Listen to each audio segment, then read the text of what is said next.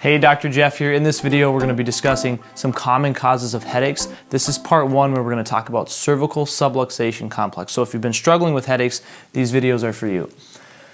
What is cervical subluxation complex? Well, basically, when we look at the spine itself, we've all heard of what's called a cervicogenic headache, which means it's originating from the neck.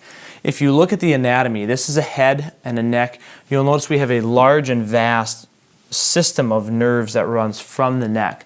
Now, a lot of the nerves that come from the upper neck go up into the head, to the back of the head, side of the head, even up in front and behind the eyes. There's even some nerve roots that go in towards the face. So we have this vast network of nerves. Now, those are protected, as you can see, by all of these different spinal vertebrae. So the major goal and the major function of the vertebra is obviously to create a protective mechanism for the nerves so that the nerves have room and protection to function. Okay, so that's the main goal, that's the basic anatomy. Now what happens is something called subluxation. Sub means small or partial, and then luxation means misalignment. So essentially what happens is we get small shifts of these vertebrae. So now instead of being a protective mechanism for the nerves, they actually become an irritation point, right? So if a bone were to misalign or travel on a different plane, it can irritate a nerve root, and then all of a sudden you can start to have symptoms. Well, wherever those nerves go will produce symptoms in that region. So if we have an issue with the upper neck, you can see we have nerve roots that travel up into the back of the head right here.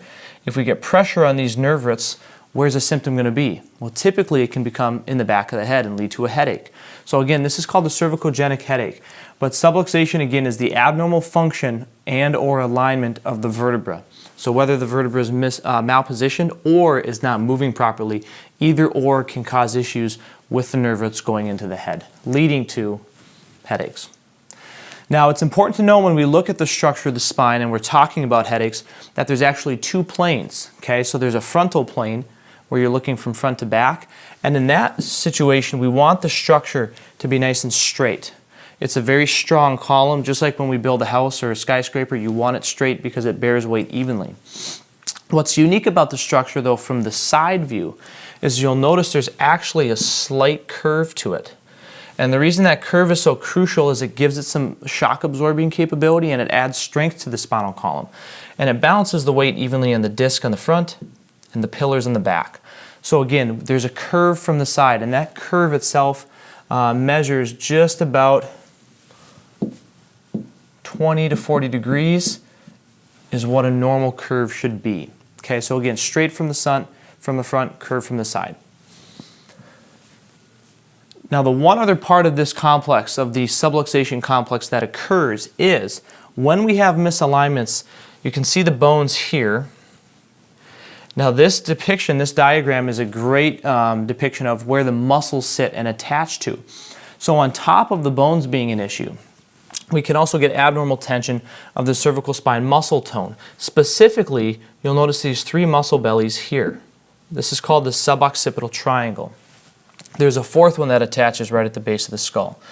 Now, those muscles are very high for density of nerve fibers, meaning if we have a misalignment or change to the curve or to the alignment of the neck, these muscles from left to right, they have opposing or imbalance to them. Okay, so one side will be more tense than the other. And when you create tension in those muscles, what happens a lot of times is you'll get some neck pain with it, some soreness. Sometimes it just feels like a clamp at the base of the neck as the headache worsens. And what happens is basically it creates a circuit. So the headache starts to get worse and worse because these muscles are so highly innervated by those same nerves. So again, the bone will misalign, it creates imbalance in the muscle tissue, and then it just creates this perpetuating cycle. So the goal, how do we fix it? It's a two-step process. Number one is we have to detect and analyze the alignment from the front, and we have to fix that.